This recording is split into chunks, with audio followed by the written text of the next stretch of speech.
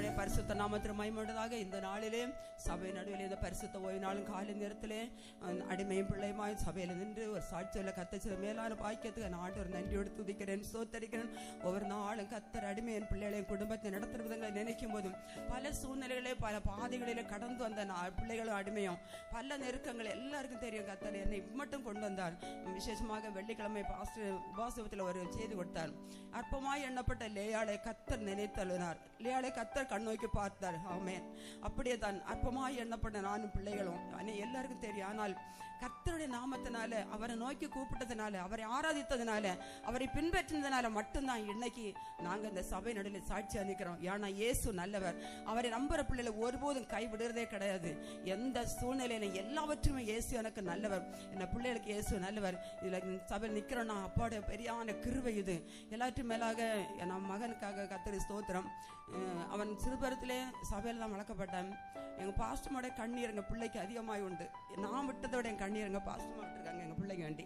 ஏன்னா அவன் சின்னதிலே சபையில நாங்க போவோம், அங்கதான் இருந்து வளர்ந்தான். ஒரு சில நாட்கள் வந்த போதும், ஒரு ஸ்டேஜ் வந்த போது அந்த சபையிட்டு நாங்கள் தூரமா போக வேண்டிய சூழ்நிலை வந்தது. நாங்க இங்க இல்லை, கொஞ்சம் வாடகை இருந்து கொஞ்சம் தூரம் இருந்தோம். அப்போ புள்ள கான்டாக்ட் இல்லாம இருந்து அப்போ கொஞ்சம் அவன் கொஞ்சம் கீழ்படியாம அப்படி எல்லாம் இருந்தேன். மறுபடியும் கர்த்தர்களை சபையில கொண்டு சேர்த்து ஊழியக்காரருடைய அரவணைப்பும் ஆலோசனை ஆறுதலும் சபை மக்களுடைய ஜெபம் எல்லாமே எங்களை இம்மட்டும் நடத்துறது கர்த்தருக்கு ஸ்தோத்திரம். என் பிள்ளைக்கு நல்ல வேலைக்காக நாங்கள் ஜெபித்தோம். அவனுக்கு வெளிநாட்டு போகிற ஆசை இருந்து, எனக்கும் ஆசை இருந்தது. ஒரு தடவை நான் பிள்ளை போனோம். அப்போ 1-2 காரியங்கள் வந்தாலும் அது சரியில்லை. பிறகு ஒரு நாள் ஆண்டவர் எனக்கு விசாரிக்க பணம் கொடுக்க இல்லை, பணம் கொடுக்க இல்லை. எனக்கு நல்ல தெரிஞ்ச ஒரு ஆளை ஆயத்தப்படுத்தி அந்த ஆள் மூலம் தான் பிள்ளை அனுப்பணும். அவனை தனியா தெரியாத ஆங்கிட்ட அனுப்ப எனக்கு இஷ்டம் இல்லை. அதே மாதிரி விசாகி ஒரு பணம் கொடுக்கல, ஒரு காசு கூட கொடுக்கல. அதுபோல பக்கத்துல அவனுக்கு சொந்த பெரியப்பாடு அவன் அண்ணனே அவனை கூட்டிட்டு போய் பக்கத்துல வச்சு 2 வருஷ காலம் அங்க வேலை செய்ய கத்தர் உதவி செய்தான்.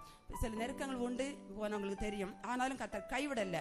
அப்புறம் வீட்டுக்கு வர நாட்கள் ஆகும்போது அங்க யுத்தங்கள் செய்திகளும் பிளேட்டு போகல, அப்படி இப்படி எல்லாம் சொல்லும்போது அம்மா இப்படி பிரச்சனை இருக்கு, என்ன பண்ண மக்களை, நமக்கு ஒரு ஏசப்பா இருக்காரு, நமக்கு ஊழியக்காரங்க இருக்கிறாங்க, சபை மக்கள் இருக்கிறாங்க, ஜெபிக்கிறவங்க, நீ கவலையே படாத, ஏசப்பா நம்ம நடத்தான்னு சொன்னேன். அதுபோல வெள்ளிக்கிழமை பிள்ளை பத்திரமாய் வந்து சேரவும் இன்றைக்கு சபை நடுவில் கத்தரை சாட்சி அனுப்ப கத்து மேலான கிருபைகளுக்காய் ஸ்தோத்திரம்.